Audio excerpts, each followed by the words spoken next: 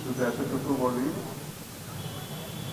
অতীত স্বৈরাচার শেখ হাসিনা এবং তার দোসরা বাংলাদেশকে অস্থিতিশীল করার জন্য নানানমুখী তৎপরতা শুরু।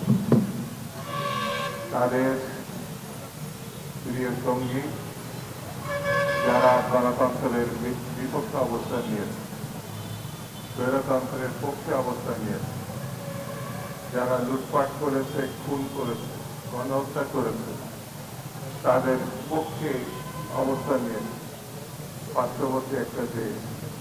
সেই হিসাবে আমাদের সতর্ক থাকতে হবে, সজাগ থাকতে হবে এবং 5ই আগস্টের যে ঐক্য, সেই ঐক্যকে ধরে রাখা। বন্ধুরা, এখনকার যে সময়, সেই সময়ে যে কাজটি করার, সেই কাজটি বর্তমান সরকারকে করতে হবে। মানুষের ভাত এবং ভোটের অধিকার মেনে নিতে হবে, মানুষের নিরাপত্তার দিকে তাদের নজর দিতে হবে, মানুষের সাম্প্রতিক যে পরিস্থিতি, স্বস্তিহীন পরিস্থিতি, সেই স্বস্তিটা ফেরত আনতে হবে। এর বাইরে যেসব জায়গায় হাসিনার অনুচররা আছে, সেই সব দিকে সরকারকে তড়িৎ ব্যবস্থা নিতে হবে।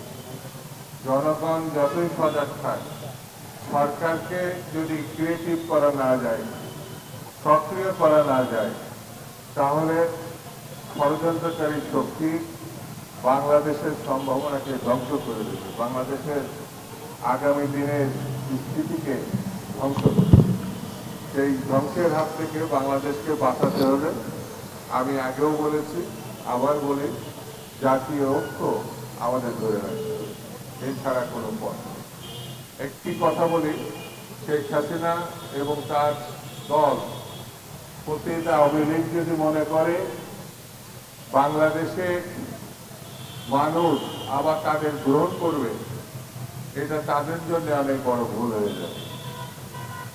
কারণ সীমাহীন লুটপাট, দুর্নীতি, স্বজনপ্রীতি এর আগে আওয়ামী লীগ শেখ হাসিনা যা করেছে, অন্য কোনো সময় গত 1 শতাব্দীতে এরকম ভয়াবহ চিত্র দেখা যায়। বাংলাদেশের রাজনীতিতে যেভাবে গণহত্যা চালিয়েছে শেখ হাসিনা, তার পিতাও গণহত্যার অনুসারী ছিল, বাকশালের গঠনের মধ্য দিয়ে, রক্ষী বাহিনী গঠনের মধ্য দিয়ে। এই পরিবারটি আগাগোড়া স্বৈরতন্ত্রের ফ্যাসিবাদের চর্চা করেছে। এই দেশের স্বাধীনতার পরবর্তী সময় যে পরিস্থিতি ছিল, গত 16 বছর 17 বছরের একই পরিস্থিতি। সেই জন্য বন্ধুরা, এই দেশের মানুষ কখনো আওয়ামী লীগের স্বৈরতন্ত্রের কাছে মাথা নত করে না। তারা সব সময় এই স্বৈরতন্ত্রের বিরোধিতা করেছে, লড়াই করেছে, জীবন দিয়েছে, গুম হয়েছে, তারপরেও তারা কখনো পরাজয় স্বীকার করেনি। যেমন আমাদের এম ইলিয়াস আলী, সাবেক ছাত্র নেতা, চৌধুরী আলম সহ অসংখ্য হাজার হাজার গুম এবং নিখোঁজ হয়েছে। আর মৃত্যুর দিকে যে কত মানুষ ঝরে পড়েছে, 16 বছরে সর্বশেষ 1 মাসের আন্দোলনে